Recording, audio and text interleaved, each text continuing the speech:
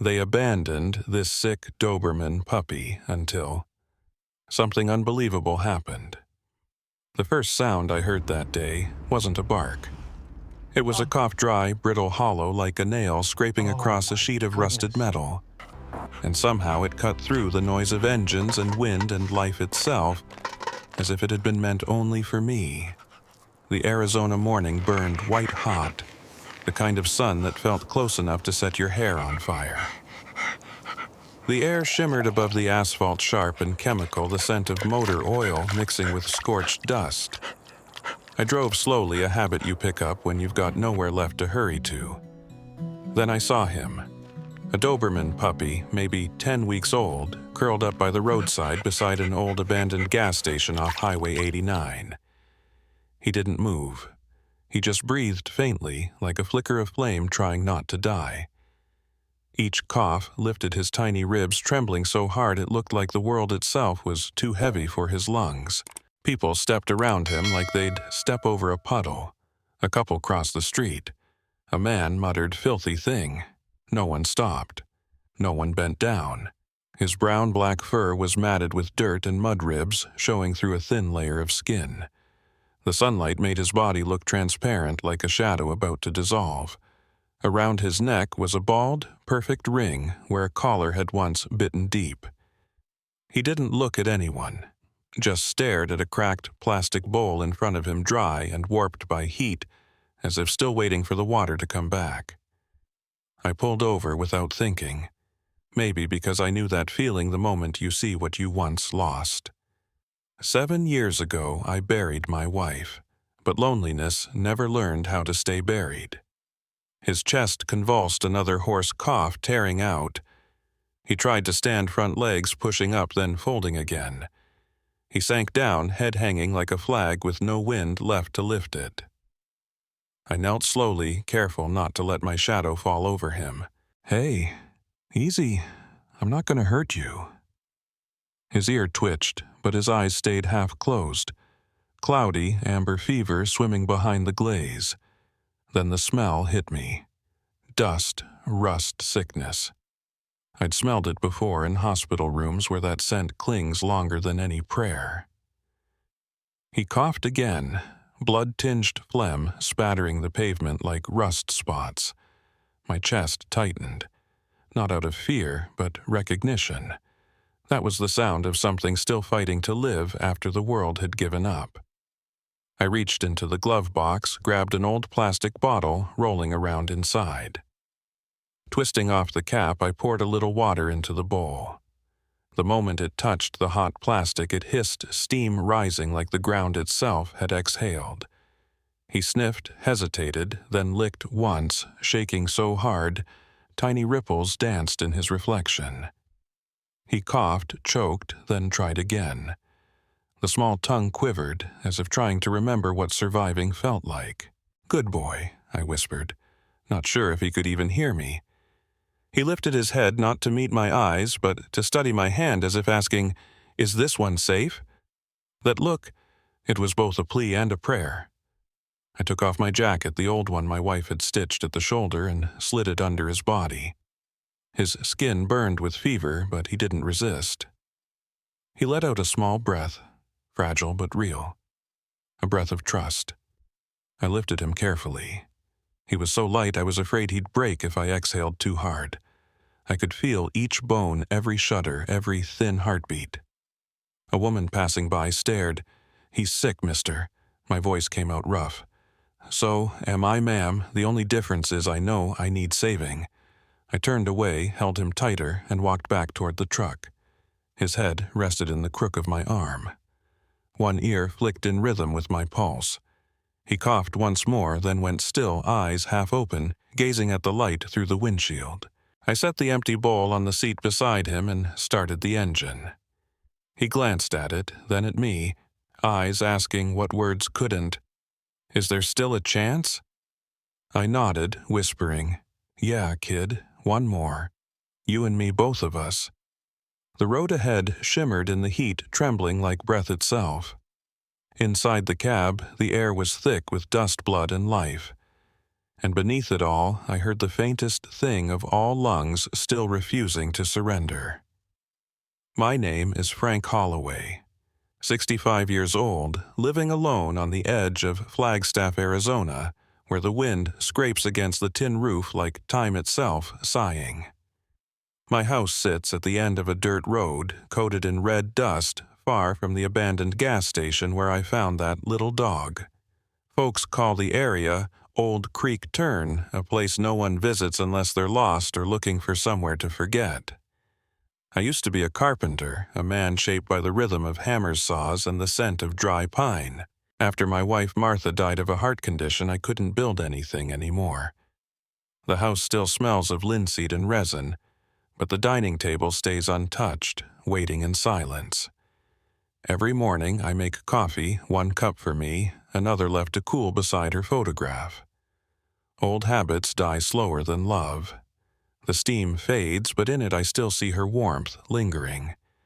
I talk less now, listen more, and sometimes forget the sound of my own voice. Neighbors say, "Frank, you ought to get yourself a pet. Something to keep you company." I always laugh. I thought I'd outlived the age of saving anything. Until that noon, when a frail cough split through the desert silence and pulled me out of the stillness I'd taught myself to live with. I carried him, the scrawny Doberman pup, home wrapped in my jacket that still smelled of gas and sweat. Along the drive, he trembled with each spasm, tiny lungs rattling as though every breath might break him. Every time he coughed, I murmured, "Easy, kid. We're almost there." My house didn't have much. 1 armchair, 1 old fireplace, and Martha's radio still coughing out warbled country tunes through its bent antenna. I laid him on her blanket near the fire. Under the dim yellow light, I could count each fragile rib beneath his rough fur. I cracked the window so the night air could sweep in, carrying the mountain chill through the dry grass behind the house. Flagstaff nights bite colder than you'd think. I pulled the blanket over him and sat across, watching his chest rise and fall.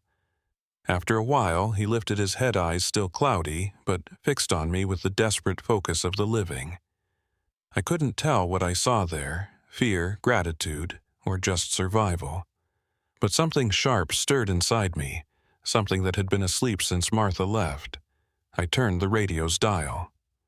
"Take Me Home, Country Roads" rasped out through static. I said quietly, "That was her favorite song, kid." He didn't understand, but he gave a soft whine like he wanted to. I leaned against the wall and listened to his wheezing breath. Every time he coughed, my chest clenched like my own lungs were sharing the fight. The house that once echoed with silence was now full of breath, 2 souls hanging on waiting for dawn. Martha used to tell me, "If you can still stop for someone, Frank, you're not dead yet." That night, by the old stove, I believed her. I had stopped for a creature the world called worthless. When the first pale light crept through the window, he opened his eyes. They glimmered in the dawn, still tired but clearer now.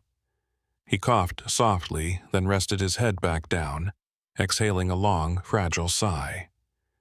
I rinsed an empty bottle from the truck, filled it with warm water, and set it beside him. He licked a few drops, then looked up at me. That look was the same one Martha gave me the day she took my hand and whispered, "Stay, Frank." I picked up a pencil and scribbled on a scrap of paper stuck to the fridge, found today, "Small Doberman, weak lungs, still breathing." I don't know why I wrote it. Maybe to remind myself anything that's still breathing still has a chance. When he finally slept, I stood by the window and looked out at the mountains darkening in the distance. For the first time in years, the house didn't feel too big. It felt just right for 2 lost souls, relearning what it means to stop and to believe that someone still will. That night, Rust coughed almost without pause. The dry sound filled the wooden cabin, bounced off the walls, and came back like the echo of a misplaced heartbeat. Each spasm shook his tiny body, his brown-black fur quivering in the dim light from the fireplace. I sat an arm's length away, too afraid to sleep. Every time he went quiet, I thought he'd stopped breathing. Then the faintest whimper would rise again, so weak I had to lean close just to hear it. I cracked the window for air, and cold wind from the San Francisco peaks swept in, carrying the scent of hay and old snow. Rust shivered and coughed harder, lungs hissing like a pinhole in metal.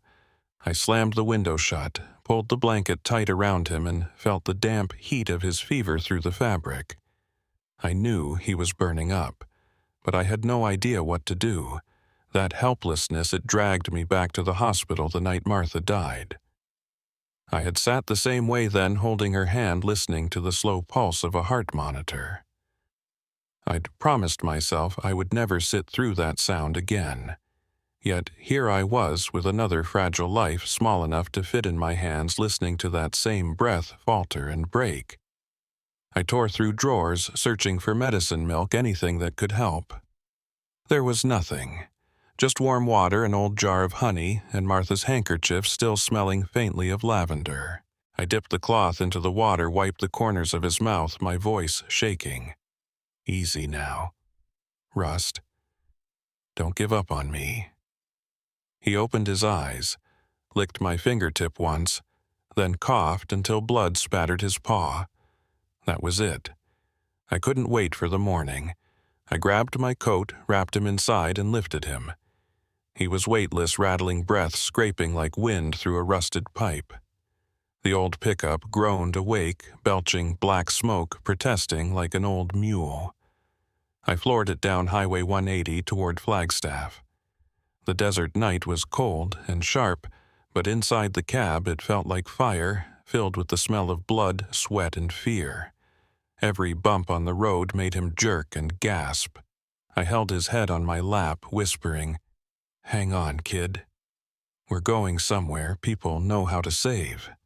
He couldn't understand, but one ear twitched, then fell again, as if he wanted to believe.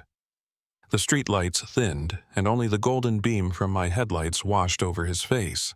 I could see every shallow breath, the fog of exhaustion forming faint halos around his nose. Each inhale was a battle. When I reached Dr. Collins' animal clinic, the dim green neon buzzed over the glass door, 24H emergency. I stumbled inside, nearly dropping the water bottle.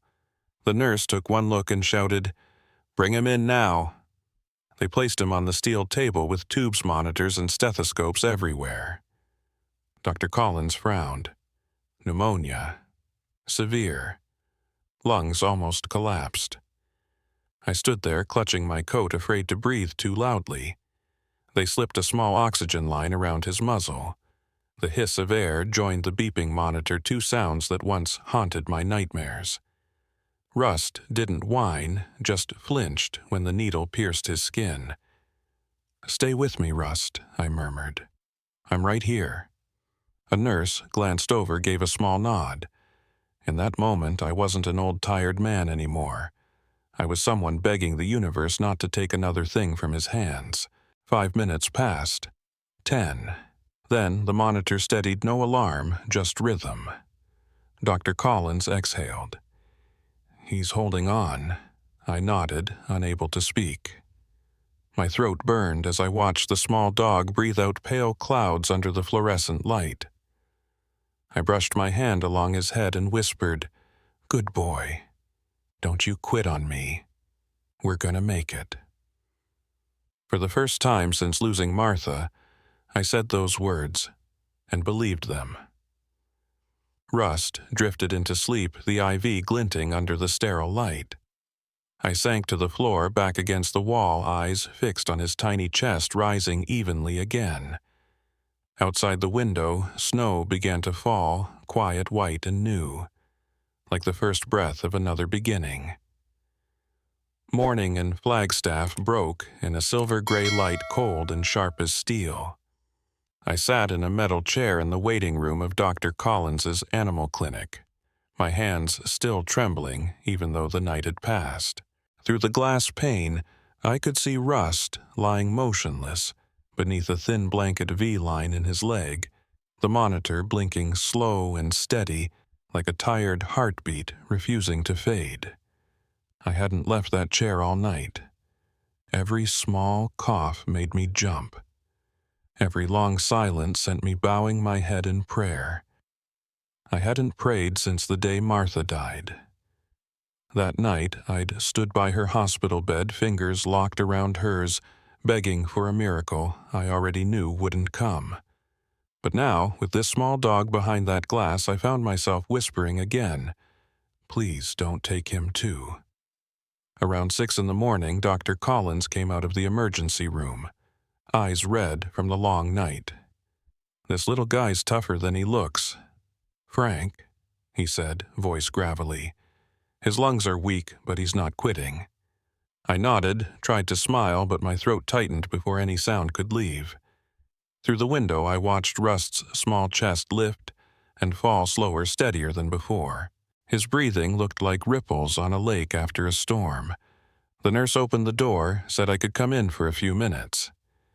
The room smelled of antiseptic, bright and sterile, every corner honed like glass. I walked slowly toward the table, careful not to make a sound. Rust opened his eyes. Still clouded from fever, but behind the haze was a faint glint of light. "Hey there, kid," I whispered. "Look at that. The old man's still here." He didn't bark. He blinked once, then winced when another cough shook him. The doctor steadied his head, slipped the tiny oxygen mask back into place. The soft hiss blended with the monitor's rhythm, deeper, fuller now. I sat beside the table, resting my hand near his paw. It trembled once, then brushed against my fingers not by accident, but in search. That small touch carried the same silence Martha had given me once when she laid her hand on my shoulder after we lost our first child. Words couldn't reach that kind of quiet. Dr. Collins turned and said softly, "If he makes it through today, he's got a real shot."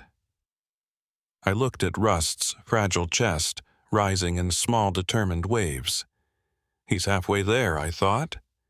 In the pale light, each breath made faint threads of vapor curl and fade, only to return again. "How long before he can breathe on his own?" I asked. Collins sighed. "Could be a few days. It could never be. We just wait." I nodded. I had once waited for someone who never came back. Now I was learning to wait again. By noon, the snow outside had begun to melt, streaking the window with slow trails of water. I brought Martha's old wool scarf, the one I'd wrapped him in that first day, and placed it on the edge of the table right by his paws. Collins smiled faintly. "Smells familiar," I said. "It belonged to the woman who taught me that love can bring down a fever." He nodded once quietly and went back to his charts. That afternoon, Rust woke a second time. This time, when I said his name, he turned his head. The look stopped my breath.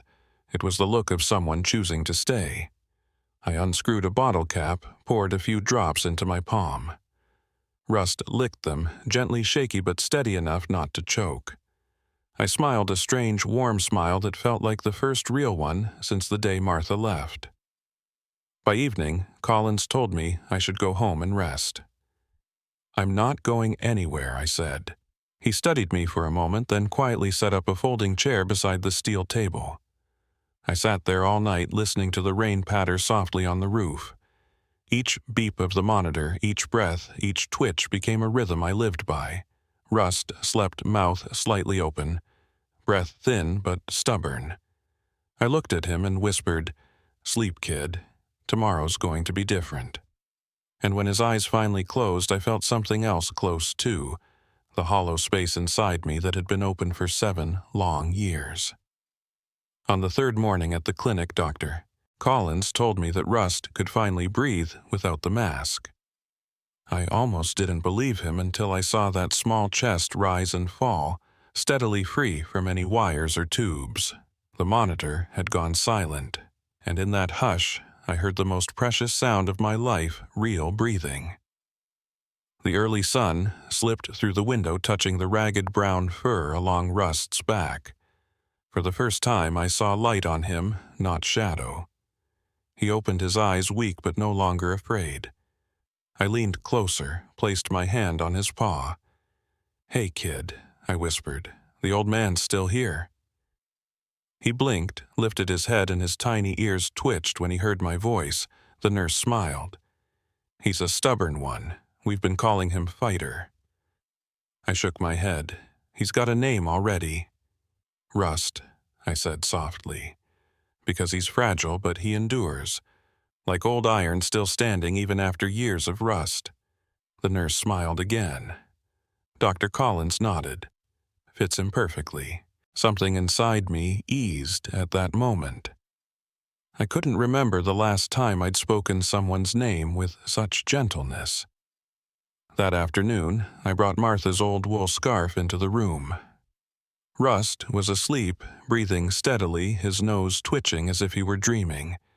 I laid the scarf beside him, lavender faint in the air, and for a second, I nearly broke down.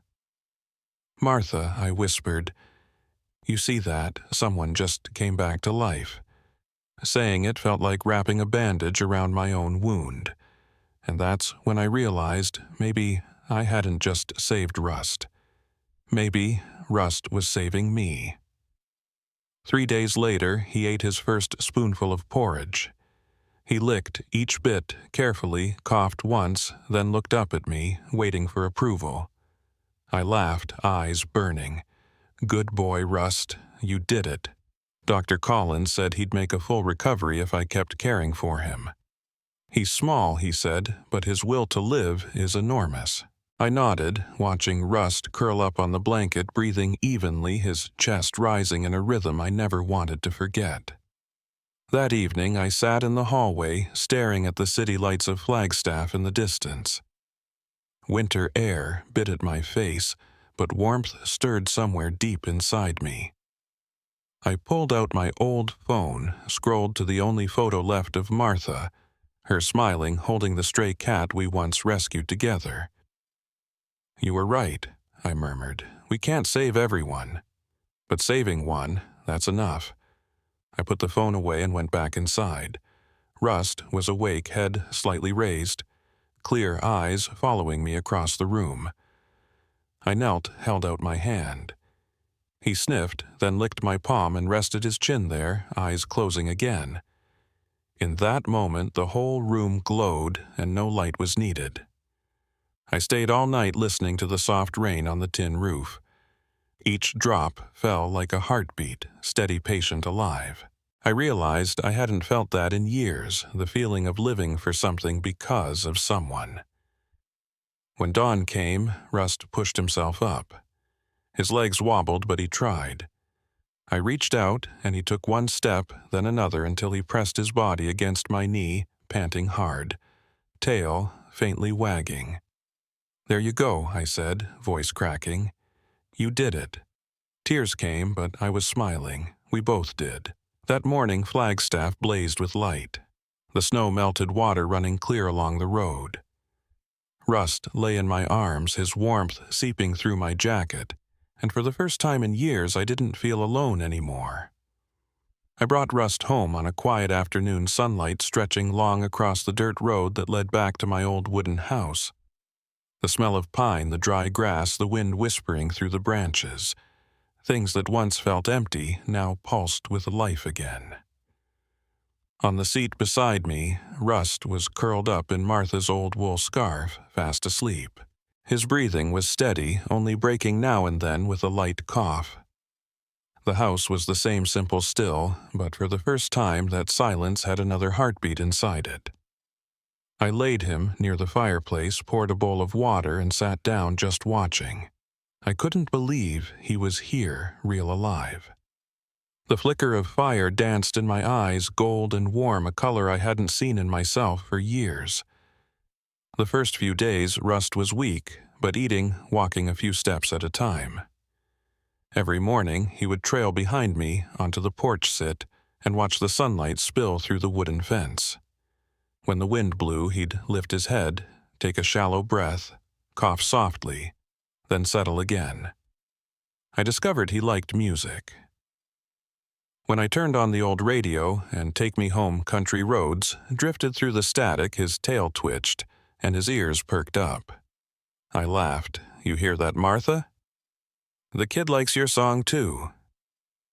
3 weeks passed, and Rust grew stronger. His coughs came less often. But one night late in February, a cold wind swept down from the San Francisco peaks sharp as a knife, and Rust began to tremble. The coughing returned violent, metallic raw. I shot upright, heart pounding. He collapsed, gasping mouth open, fighting for air that wouldn't come. I scooped him up, feeling his lungs rattle against my arm, each spasm striking like a hammer inside my chest. "No, not again," I muttered, panic rising in my throat. I lay him on the blanket, opened the window for air, then wrapped my body around his, trying to share whatever warmth I had left. His breaths grew so faint I had to press my ear to his chest to hear them. Outside, the sleet began to fall, tiny, cold drops, drumming against the tin roof. I held him tighter, hands shaking, whispering over and over, "Come on, Rust. I'm here. You hear me? I'm right here." He coughed once more, let out a small whimper so faint it nearly dissolved into the wind. The sight dragged me back to Martha's last night, the beeping monitor, the fading breath, the sterile white light. I remembered holding her hand and saying the same words I now found myself whispering again. "Don't leave me alone." Tears burned down my face. I pressed my forehead against Rust's and felt his breathing weaken further. In that moment, I didn't pray, I demanded. "If there's any miracle left in this world," I said under my breath, "this is the time." A minute passed, then another. And suddenly, Rust's body jerked. He inhaled sharp and deep like someone breaking the surface of cold water. I froze. His chest rose, fell, rose again, steady now. He opened his eyes, glazed but alive, and looked right at me. The sight of that faint, flickering life sent a pain so pure through my chest it almost broke me. "Good," I breathed out, voice cracking. "Good boy, that's it." He whimpered softly, nudged my wrist with his nose, and the warmth from his skin spread through me like a small, defiant flame. I laughed through my tears, the kind of laughter that tastes like survival. I stood, reached for the leather collar I'd had made days before, engraved with Rust. Second chance. I fastened it carefully around his neck, my hands trembling. The metal tag caught the firelight glinting faintly in the dark like a promise kept. Rust lay down, breathing slow and even, his back pressed against my leg. I stayed there until morning, sleepless, listening to the mix of his breath and the soft rain on the porch roof. The house that had once been hollow now carried two rhythms, his and mine. When dawn came, blue light spilled through the window, washing over two silhouettes, one man, one dog, both survivors of the same long night. I stroked his head and whispered, "You came back, Rust." So did I. Outside, the snow had stopped, leaving glistening drops along the fence, each one shining like a quiet thank you from the sky to those who refused to give up. It's been exactly 1 year since that blizzard night, the night I thought the world would take one more life away from me. But instead of losing, I was given something back. Not a miracle from the heavens, but a fragile breath that had survived between my trembling hands. Since that night, every morning I wake to the same sound, the soft, steady rhythm of Rust's breathing floating through the wooden house like a familiar song. The place is different now. The fireplace never goes cold. The windows stay half open so the light can reach in. Martha's empty chair on the porch isn't empty anymore. Rust sleeps there most days, his head resting on the armrest, watching the world with eyes that once saw only shadows. Each morning, we walk the dirt road that winds toward the pine forest north of Flagstaff. Rust runs ahead, glancing back as if afraid I might fall behind. I always call out, "Go on, kid. We're not leaving each other," and he wags his tail, the sunlight pouring across his brown coat like liquid honey. Dr. Collins says his lungs are clear now, no danger left. But to me, Rust was never just a recovery case. He's proof that the smallest things can turn an entire life around. Today, he's strong, tall, sure-footed, no longer the frail creature I once carried off the highway. He walks beside me, shoulder to shoulder, as though we were made to find each other. Sometimes I joke, if Martha were still here, she'd be jealous of you. Every now and then, Rust stops mid-path, looks up at the sky, and lets out a quiet whine. Maybe he still remembers that frozen night when breath itself became a miracle. I place my hand on his head, feel his warmth rise back into my chest. One afternoon, I took Rust to the Brave Paws shelter where Dr. Collins still volunteers. I wanted Rust to help others the way he'd once been helped. He walked in calmly, as if he understood he was coming home. A small puppy had just been brought in, soaked, shaking, coughing hard. Rust approached, lowered his head, then lay beside it, his nose brushing gently against the pup's fur. The nurse watched and said softly, "Looks like Rust already knows what to do, Mr. Frank." I smiled, eyes stinging. He's just doing what someone once did for him. Rust stayed there all afternoon, silent and still, his breathing slow and steady, teaching that little one how to breathe again. And as I watched, I realized something: saving a life isn't the end. It's the beginning of kindness passing from one to another. When sunset came, the light spilled through the shelter window, falling across two bodies, one large, one small, lying close together. The sight made me think of Martha, of everything I had lost, and everything I had been given back. I don't know if miracles are real, but compassion is. Rust and I have become a familiar pair in town.